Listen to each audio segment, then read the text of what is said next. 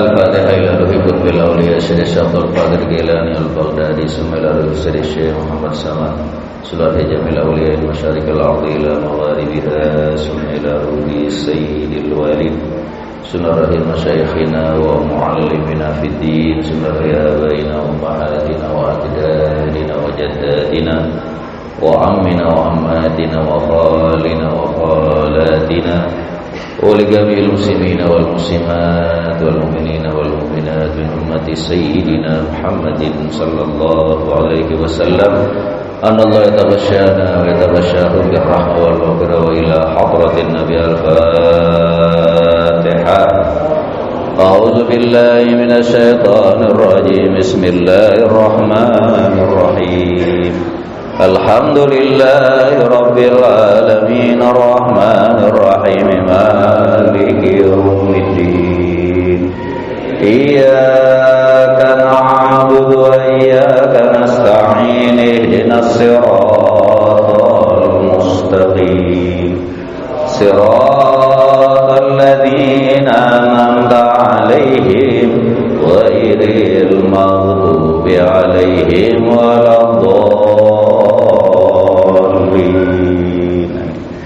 Dan baca Fatihah sekali lagi, kita jadikan doa untuk diri kita, untuk keluarga kita, untuk jamaah kita yang kurang sehat. Mudah-mudahan dengan fadilahnya Fatihah, apapun penyakit yang ada pada diri kita, pada keluarga kita, pada jamaah kita, mudah-mudahan semuanya diangkat oleh Allah Subhanahu wa ta'ala. Dan buat diri kita, kita tadahkan tangan, kita memohon, kita meminta, kita munajat dan berdoa. Mudah-mudahan Allah Subhanahu wa ta'ala panjangkan umur kita, sehatkan badan kita, murahkan rezeki kita, segala usaha dan urusan kita, kerjaan dan dagangan kita, serta semua hajat dan niat baik kita senantiasa selalu mendapat kemurahan, kemudahan, pertolongan dan keberkahan dari Allah Subhanahu wa ta'ala. Ala hadhihi niyat wa ila hadratin Nabi al-Fatihah.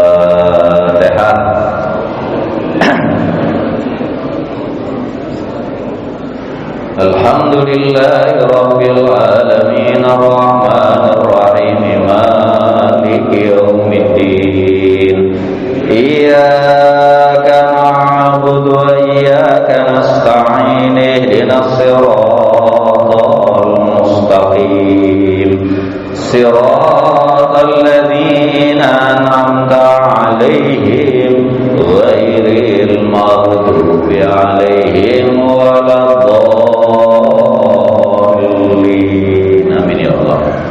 Bismillahirrahmanirrahim. Assalamualaikum warahmatullahi wabarakatuh. Bismillah walhamdulillah wassalatu wassalamu ala rasulillah Muhammad ibn Abdillah wa ala alihi wa sahbihi wa mawala wa ba'd. Jamaah sekalian yang saya cintai, saya hormati dan saya banggakan, doa saya mudah-mudahan kita semuanya yang hadir pada malam hari ini di taman surga ini, mudah-mudahan kita semuanya selalu ada di dalam lindungan Allah Subhanahu wa ta'ala. Puja, puji dan syukur kita panjatkan kehadirat Allah Subhanahu wa ta'ala atas berbagai macam nikmat yang Allah berikan kepada kita, sehingga alhamdulillah pada malam hari ini kembali kita sama-sama dapat hadir duduk dan bersilaturahmi di majelis taklim kita ini. Dan mudah-mudahan hadirnya kita, duduknya kita, ngaji dan silaturahminya kita, kesemuanya akan mendapat ganjaran dan balasan pahala dari Allah Subhanahu wa ta'ala. Allahumma salli ala Sayyidina Muhammad wa ala ali Sayyidina Muhammad. Salawat dan salam kita sampaikan, kita hadiahkan kepada junjungan kita Nabi besar Muhammad sallallahu alaihi wasallam. Jamaah sekalian yang memuliakan dan dimuliakan Allah, sejenak kita buka pintu hati kita, kita pasang telinga kita baik-baik, kita dengarkan apa yang disampaikan oleh Nabi kita Muhammad sallallahu alaihi wasallam. Setelah kita mengerti, kita memahami, kita pelajari, mudah-mudahan bisa kita amalkan dalam kehidupan kita sehari-hari, tentunya dengan harapan mudah-mudahan nanti di akhirat kita semuanya dimasukkan ke dalam surganya Allah Subhanahu wa taala. Ada satu riwayat yang datang dari Anas radhiyallahu anhu qala, Ja'a salasatu rahtin ila buyuti azwajin Nabi sallallahu alaihi wasallam yas'aluna an ibadatin Nabi. Datang 3 orang pemuda ila buyuti azwajin Nabi. 3 pemuda ini datang ke rumahnya istri-istri Nabi kita Muhammad sallallahu alaihi wasallam. Pertanyaannya, apa maksud dan tujuan kedatangan 3 pemuda ini ke rumah istri-istri Nabi kita? Yas'aluna an ibadatin Nabi sallallahu alaihi wasallam. 3 pemuda ini datang ke rumah para istri Nabi dengan tujuan ingin bertanya bagaimanakah bentuk, jenis dan cara ibadah Nabi kita Muhammad sallallahu alaihi wasallam. Jadi 3 pemuda ini pengen tahu gimana sih caranya Nabi kita Muhammad ini beribadah. Samakah ibadahnya dengan kita atau enggak? Inilah tujuan 3 pemuda datang kepada istri Nabi kita Muhammad sallallahu alaihi wasallam. Falamma ukhbiru ka'annahum taqalluha. Nah, ketika dikhabarkan, disampaikan bagaimana bentuk, jenis dan caranya ibadah Nabi kita Muhammad sallallahu alaihi wasallam, taqalluha. Ternyata 3 pemuda ini mengecilkan ibadahnya Nabi. Kira-kira bisa dipaham gak omongan saya ini?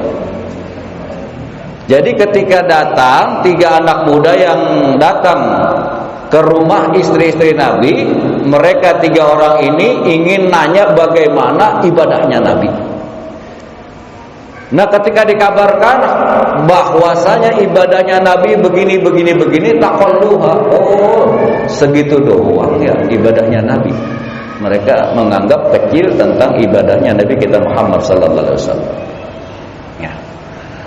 Wa qalu aina nahnu minan Nabi sallallahu alaihi wasallam wa qad ghufira lahu ma taqaddama min dzambi wa ma ta'akhkhara.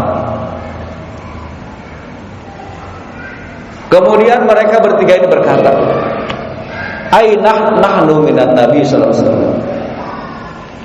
Lalu di mana kita ini bertiga ini? Sudah sebagaimana, sudah setinggi apa ibadah kita ini? Wa qad ghufira lahu ma taqaddama min dzambi wa ma ta'akhkhara. Sementara Nabi kita sudah dijamin ampun dosanya, baik yang lalu maupun yang akan datang.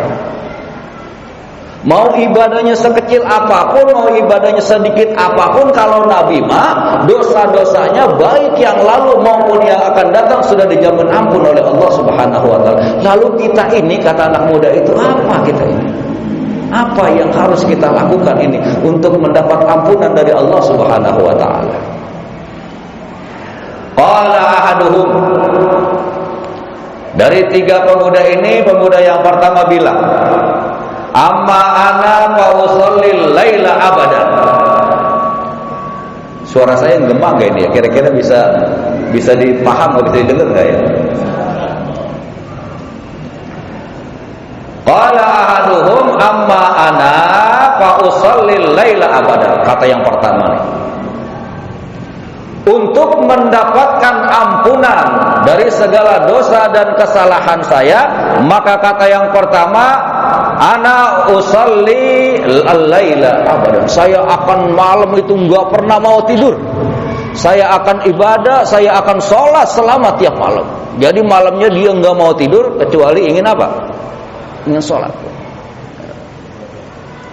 Fa'an amma ana fa usallil laila abadan.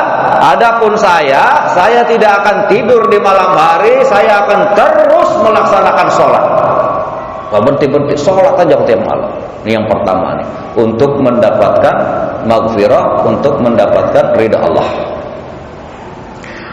Wa qala al-akhar, kemudian laki-laki yang kedua berkata, wa ana asumud dahra abadan wala uftir. Kalau saya mah akan terus menerus setahun puasa, enggak mau buka-buka. Puasa setahun.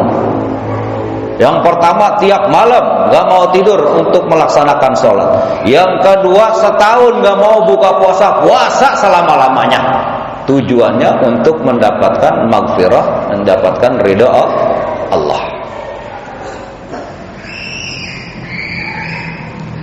Wa qala al-akhar, kemudian laki-laki yang ketiga, pemuda yang ketiga berkata, wa ana a'tazilun nisaa fala atazawwaju abadan. Kata yang ketiga, sementara saya akan menghindar, saya akan menjauh dari segala macam perempuan, fala atazawwaju abadan, dan saya tidak akan mau menikah. Saya akan jomblo selama-lamanya untuk ibadah doang.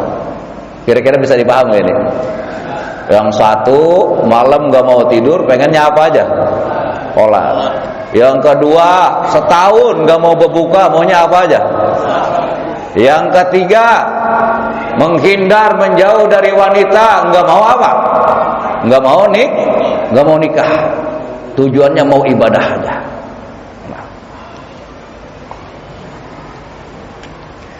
Faja'a Rasulullah sallallahu alaihi wasallam. Kemudian baginda Rasul sallallahu alaihi wasallam pun menemui tiga pemuda ini.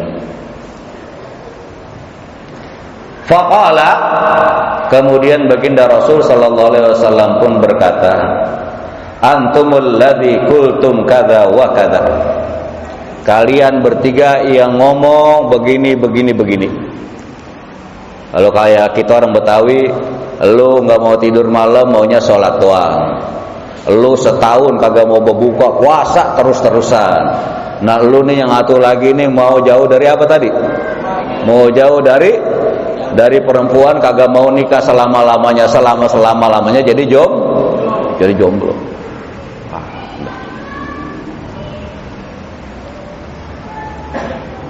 Ama wallahi inni la akhsyakum lillahi wa atqakum lah.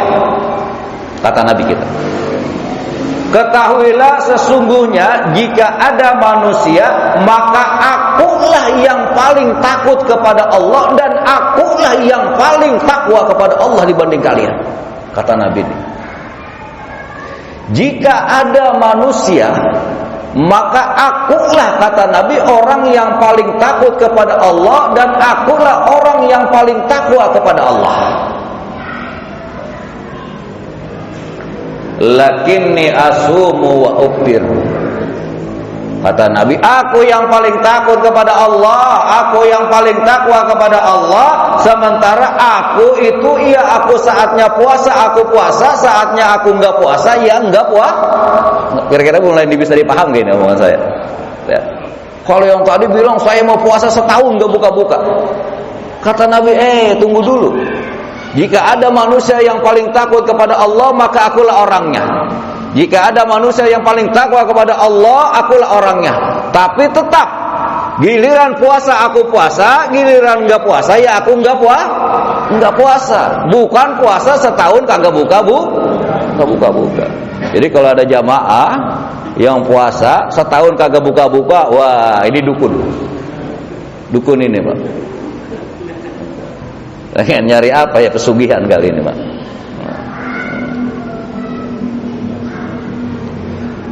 wa usalli wa arqud. Kata Nabi,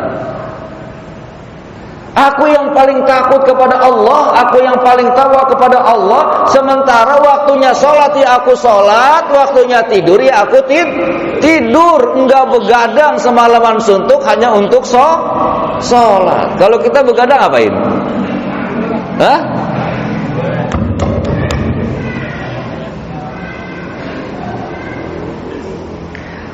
Wa atazawwajun nisa. Kata Nabi, aku yang paling takut kepada Allah, aku yang paling takwa kepada Allah, sementara dalam menjalani kehidupan ini aku tetap nikah dengan perempuan. Bukan untuk mencari keridhaan Allah itu, sementara selama-lamanya jadi apa? Jomblo. Faman raghiba an sunnati falaysa minni, kata Nabi. Siapa orang yang tidak mengikuti ajaranku, maka orang itu bukanlah golonganku. Intisari dari hadis ini, pelajaran yang bisa kita kutip dari hadis Nabi kita Muhammad sallallahu alaihi wasallam, bahwa untuk mendapatkan maghfirah, untuk mendapatkan ridho, sesungguhnya di dalam ibadah itu juga ada ekonominya. Al-iqtisad fil ibadah, ada ekonominya. Kira-kira kalau ekonomi artinya apa, saudara? Enggak habis-habisan. Ya. Waktunya puasa, kita puasa. Waktunya enggak, ya kita datang bulan suci Ramadan, kita apa? Puasa. Kemudian Senin Kemis disunahkan, kalau kita mau ya kita puasa. Ayyamul bid, kalau kita mau ya silakan puasa. Tapi tidak selama-lamanya dalam 1 tahun kita jalanin puasa. Makanya dalam Islam, saudara, puasa wisal itu hukumnya haram. Puasa itu enggak buka-buka untuk mendapatkan satu ilmu, entah ilmu apa yang dia didik, yang dia pelajari, yang dia cari. Puasa 40 hari berturut-turut, enggak buka-buka. Itu haram hukumnya itu. Jadi waktunya puasa ya puasa, waktunya enggak puasa ya enggak puasa. Begitu juga dalam masalah Nabi kita Muhammad sallallahu alaihi wasallam memberikan contoh, waktunya sholat malam ya sholat malam, waktunya tidur malam ya tidur malam. Kata Allah, wa ja'alna al-laila sakana. Telah kami jadikan malam itu untuk menjadikan ketenangan. Artinya apa? Untuk istirahat. Jadi saudara, silakan ibadah di waktu malam. Nah, tapi jangan tiap malam enggak tidur-tidur, sujud aja sama Allah. Enggak tidur-tidur, tiap malam enggak tidur-tidur, itu ruku saja kepada Allah, ibadah aja kepada Allah, salat aja. Waktunya tidur kita tidur. Mungkin jamaah yang biasa tidur jam 9, tidur jam 9. Yang biasa tidur jam 10, tidur jam 10. Yang biasa tidur jam 11, tidur. Nanti jam 4 atau jam 3 baru apa? Baru bangun. Itu yang diajarkan oleh Nabi.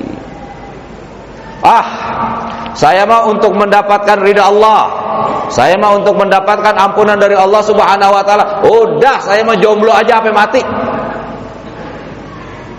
Mau dapat perempuannya bagaimana, kayak mau ngelihat perempuannya bagaimana, enggak, udah pokoknya saya mau tujuan ibadah saja. Enggak, ternyata Nabi enggak begitu, saudara. Nabi kita Muhammad sallallahu alaihi wasallam, orang yang paling takut kepada Allah, orang yang paling takwa kepada Allah, ternyata baginda kawin apa enggak? Nikah apa enggak? Nikah. Nah, jadi kalau kita ingin mendapatkan ridho Allah, ternyata kita enggak nikah, sebetulnya nikah saja juga ajaran Nabi. Maka untuk anak-anak muda, kalau sudah mampu silahkan. Jadi kalau sudah mampu untuk menikah silahkan. Jangan dengan alasan pengen masuk surga, ingin mendapatkan maghfirah, pengen mendapatkan ridho Allah, udah saya mah pokoknya nggak bakalan kawin sampai saya mati, saya mah ibadah aja. Jangan. Nikah juga sunnah Rasul. Nah,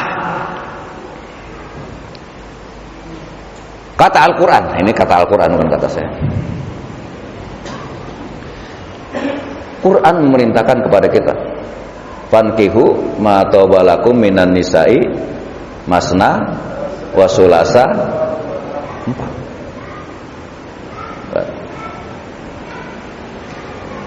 Kata ini kata Allah nih, nikahkanlah kamu 2, 3 sampai apa? Sampai 4. Tuh perintahnya. Enggak dibilang 1, enggak, 4.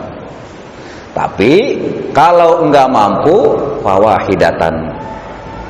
Ketika kita tidak mampu berbuat adil, punya bini 4 tidak mampu berbuat adil, maka dalam Al-Quran cukup berapa? Cukup 1.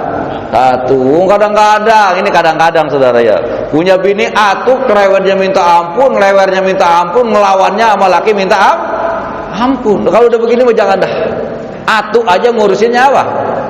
Susah, bagaimana mau nambah mau apa, udah ketahuan laki takut apa? Ya payah dah kalau begini dah, ayah dah.